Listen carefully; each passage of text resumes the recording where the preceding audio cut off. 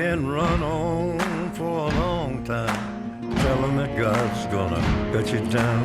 Tell 'em that God's gonna cut you down. Tell 'em that God's gonna cut you down. Hey guys, my name's Scott Bolin, and you're watching Good Company. Today, I have Jamey Prickett here. Jamey Prickett is Associate Pastor at Gainesville First United Methodist Church. He preaches at the chapel, and he also preaches in modern worship. We also have Johnny Summers here. We're going to play some songs and get to know Jamey, man. So appreciate you being here, brother. Yes, sir. Thanks for having me. So, man, so how long you been at Gainesville now? It's First United. Actually, I've only been there a year, June. Kind of going back, when did you first realize, like, this is something you wanted to pursue, man? Like, public speaking is like it's huge, man, and it's very terrifying. Sure, like, yeah. Like, how did you get to that point, man? Like, growing up, was this something you've always wanted to do, or kind of? No, I mean, it wasn't, it wasn't on my radar. I definitely would not have chose this, but I feel like I wouldn't have chosen it, but I feel like I've been chosen. And when I was in middle school and high school, early on, actually in elementary, started in elementary, I went to speech therapy, and so I had a speech impediment, and it's sort of hereditary. Both my brothers had the same issue, and so going through that process, it was intimidating, and so it made me more of an introvert. It made me more conscious of being in big crowds and having conversations with people. I was a lot more timid about doing that. Right, because kids can kind of be mean at that age. Absolutely. Too, right? So anyway, so going through, and I didn't grow up in a. I mean, my parents are great people, and I love them dearly. We weren't regular churchgoers early on, but my grandparents were. They were really involved in church, and so on occasion we would spend a night with him on Saturday night, and then he would drag us to church on Sunday morning, and that kind of thing. And then around my sophomore, junior year of high school, he was diagnosed with cancer, and it was hell. I mean, it was just so. It was lung cancer, and so he got it from asbestos, actually from where he worked at, and it was diagnosed. So it was tough, and he went through the radiation, he went through the chemo. I mean, I remember him having his back was just on fire. I mean, just the pain of the radiation treatments and all of that. So it was just a really tough time, and but he was a man of God and just solid in his faith, and I watched him as he went through that journey and watched how he held on to his faith through that. And at that time, I was still searching. I didn't know about this God stuff. I didn't know about God. I didn't know if God was even real. I didn't know all of that. But I'm watching here's this person who's grounded in their faith, and he's going through this, and I'm seeing this from the outside. I'm thinking, there's got to be something to this faith. You can't just hold on this tight going through something like this if what you're holding on to is not real and genuine. And so watching him go through that, and then he passed away. He passed away of cancer, and so during that year that he passed away, actually that Christmas of the year he passed away, I was at a church, at a Baptist church. They were having a Christmas play, that traditional Christmas play. And then at the end of that Christmas play, they gave the typical, altar call kind of call that they did. And I heard for the first time in my life, I think when the minister was talking, and he talks about God's love and God's grace, and talked about what Jesus Christ did, for the first time in my life, I heard that he did it for me.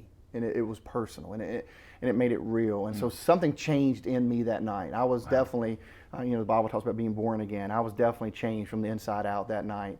And then it was a year later, I was at my grandparents' church. We had a guest preacher, and it was a Thursday night. I'll never forget it. And he's preaching on ministry and the calling of being called into ministry. He's talking about the disciples. They're leaving their nets, and they're going and following Jesus. And he said, there's someone here tonight who's being called into that. And so for just a split moment, I felt like as though God was speaking to me and saying, you're that person. You're being called. So I go down, I begin to pray and just kind of have this conversation with God. And I'm like, God, are you sure? I mean, you know my past, you know who I am. You know this is not what I would be doing. And plus, maybe you're talking to another Jamey. Maybe there's another Jamey in the house, and we both got confused. I don't know. So, but after that night, I left, and someone there at the church handed me a piece of paper, a slip of paper, and it had Jeremiah chapter 1 written on it.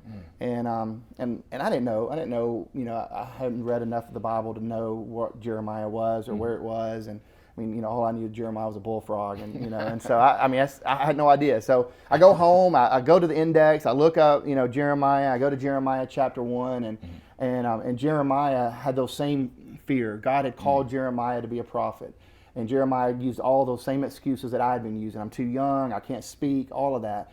And God said to Jeremiah, don't say that you can't speak. Don't say that you're too young. I'm going to put my words in your mouth, and you're going to go and you're going to speak to the people that I call you to speak to. Wow. And I felt that was confirmation. And so that night, I said, okay, God, if this is what you're going to do, then you're going to have to lead it, because I can't do this. You've got to be the one to do it. Wow. I woke up this morning not feeling quite right. Had a few too many last night, so I hugged the ball to find relief and give my head straight and time to leave. If you could stay here forever, then we'll talk about this when you meet your friends for coffee or cocktails. But I'll be gone this time tomorrow, and I just can't look back. So please forgive me for just leaving, but I'm not coming back. No, I'm never coming back.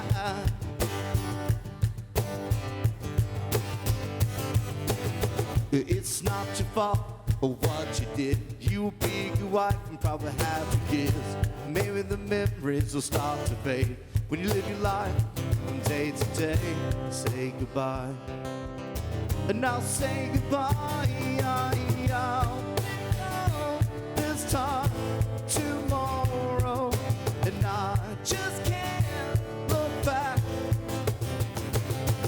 So please forgive me for just leaving, but I'm not coming back. No, never come back. I ain't never coming back. I ain't never coming back. I ain't never coming back. Say goodbye, and I'll say goodbye.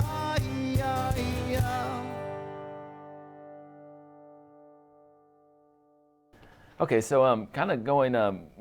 When did you first get married, man? I don't think we even talked about that. So we married in 1998. Wow, Yeah, holy. that was a long time Man, ago. that's 20 years next year. So You're pretty old, man. I know. So for real, dude. We got married young. You should have some old teenagers by now. Oh, don't. No.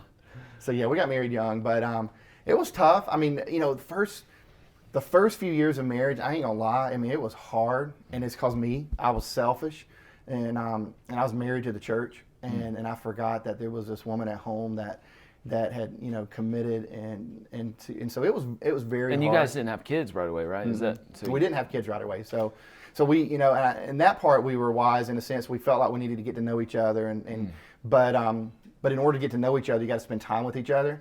I wasn't spending time with her, and I was letting church and the stuff of church consume me, and almost early on, it really affected our marriage, and so it was really tough. So, since you said that, when you now that you're at Gainesville First, do you communicate that to volunteers and people you can volunteer at our church, but don't forget your Yes, and that's did you kind of learn from that? That's very important to me. I know, because I know as a church, I know how easy it is to burn people out. You'd ask me about my philosophy of ministry, and one of the things I believe, is that if you're a parent and you're involved with your children's school, you volunteer at your children's school, or you volunteer, or you help coach their basketball team, or whatever it may be. Yeah. I want the church to understand you're in ministry. I mean, you are in ministry, and we need to continue to equip you. And we're not equipping you by putting you on 5 different committees back at the church. That's not equipping volunteers. Right. And so I think part of what my philosophy when it comes to volunteers in the church is that, hey, and it comes out of my experience, is that I'd rather feed into you and encourage you to be a follower of Christ on that basketball court, or in that football field, or in that program at school with your child, much rather than I would you having to spend all your time in the walls of a building, surrounded by people like you, fellow Christians. I think it's more beneficial for the gospel for you to be out there in the real world. And so I'm sensitive to that. And so when I know how easily the church can burn people out also. Yeah. And so I want to be conscious of that. And so I think that's important. And because marriage and family is so essential. And that's the core unit that God has put together. And we want to protect that. So show me the rivers and mountains. Show me the coast by the sea. You can take me away, but then won't you take me back home?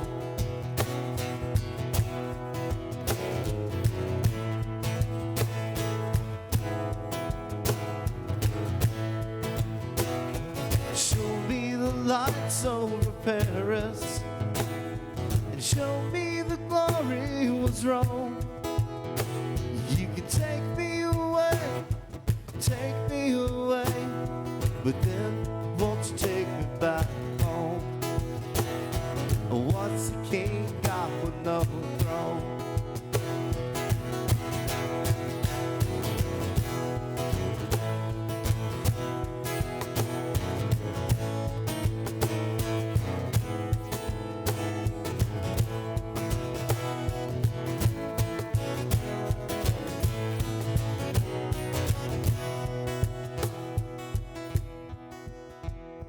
Show me a man who died happy, with no place to call his own. You can take me away, but then won't you take me back home? 'Cause all that I love is at home, and all that I need is at home. No one wants to be alone.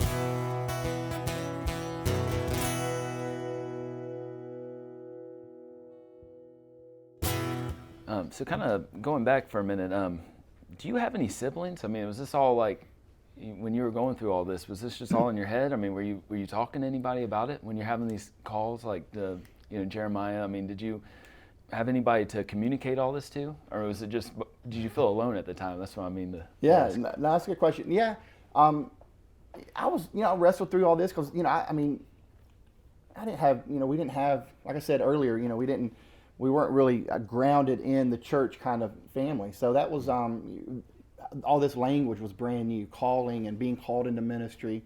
We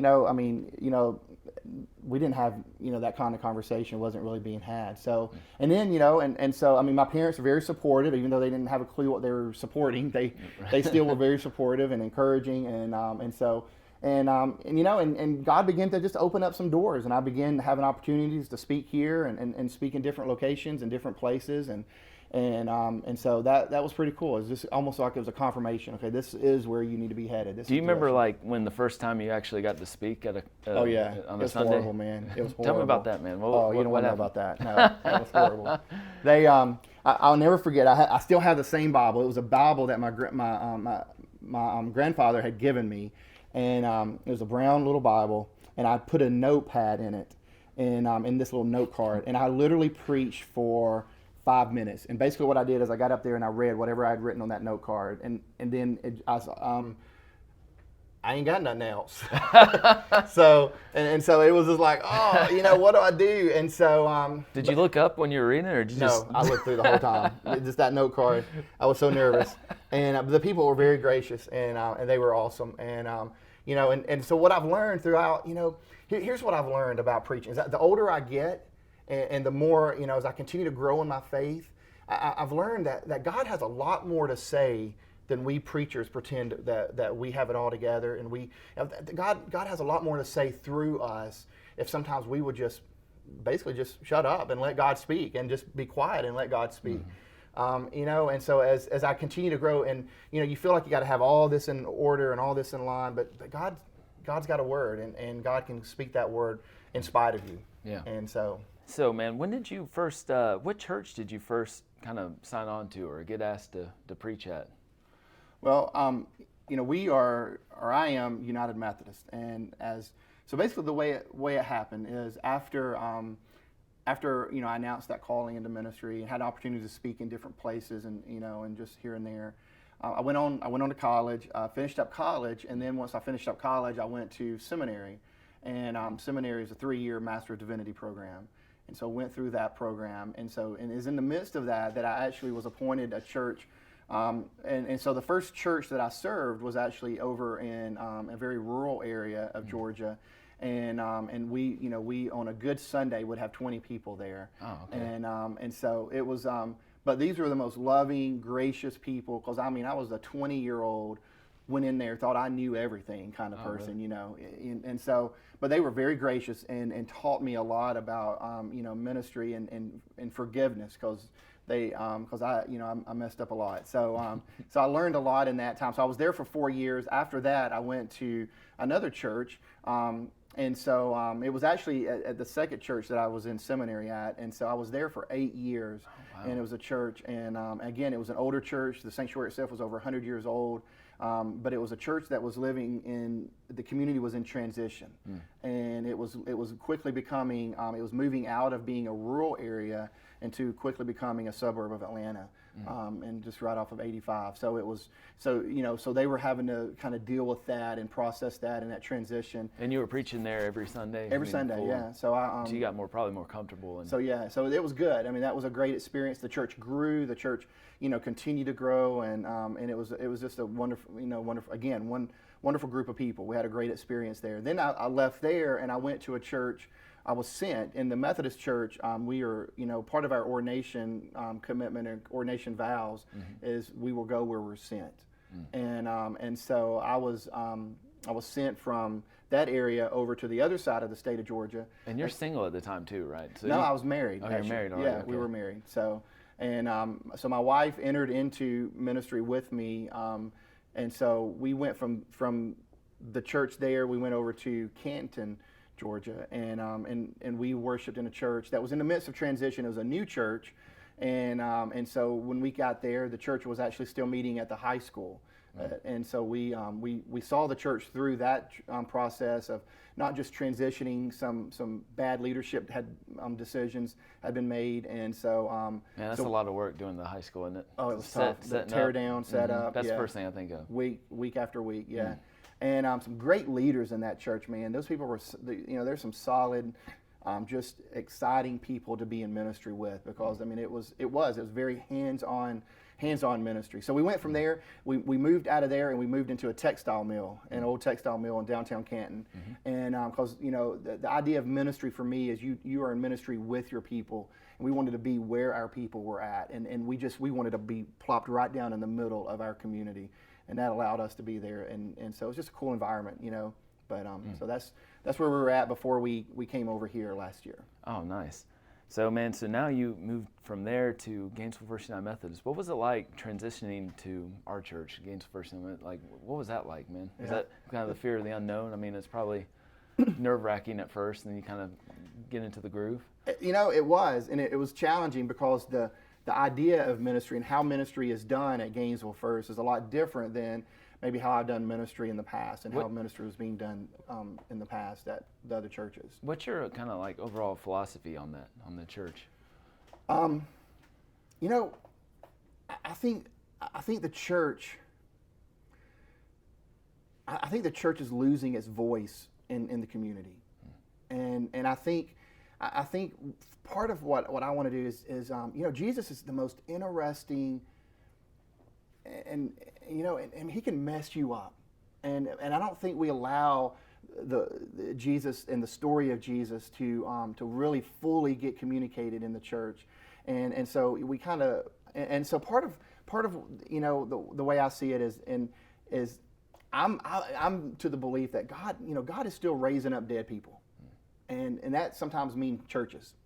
And I believe that God is still in that business. And so I want to, part of my philosophy of ministry in John 10:10, Jesus says, I come to give life and to give it in abundance. And that word abundance can also mean passion. And when I look at Christians today, I see a lack of passion. When I see a lot of churches today, I see a lack of passion. So part of what I see as as my vision for ministry and my vision for the church is just to renew that passion of communicating Jesus, not communicating the structures of religion, not communicating the hierarchy of religion, but really just getting the story of Jesus into people's hands and into people's ears and hearts. And because I mean it still changes lives, and we've got to figure out how to do that. So in order to do that, we got to be culturally relevant. We've got to understand the language of the culture that we're around. We got to understand. We got to speak Jesus in a way that makes sense to the world. And so that I see that as a part of my ministry. Wow, man. So if that makes any sense. No, that's good, man. Good stuff. Well, man, I appreciate you being here, man. That was Yeah. awesome to get to talk to you and get to know you, brother. All right. Thank you, sir. Appreciate it. Mama pajama rolled out of bed and she headed to the police station. When Rob found out, he began to shout. He started the investigation. It was against the law. It was against the law. What the papa saw was against the law. Mama looked down, she spit on the ground every time that the name gets mentioned. When the papa said, oh, if I catch that boy, I'm sticking him in the house of detention. And I'm on my way. I don't know where I'm going. I'm on my way. I'm taking my time, but I'm not sure to where. Goodbye to Rosie, the queen of Corona. Just me and Julio down by the schoolyard. Just me and Julio down by the schoolyard. Oh, and a couple of days came to give me away, but the press let the story leave. When a radical priest came to get me released, I was all up on the cover of Newsweek. And I'm on my way. I don't know where I'm going. I'm on my way.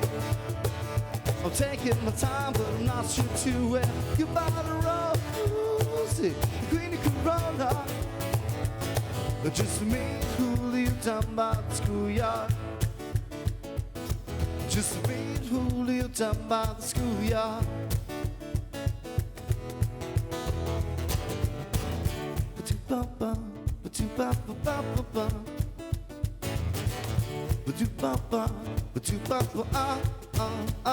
Ba-dum-bum-bum-bum.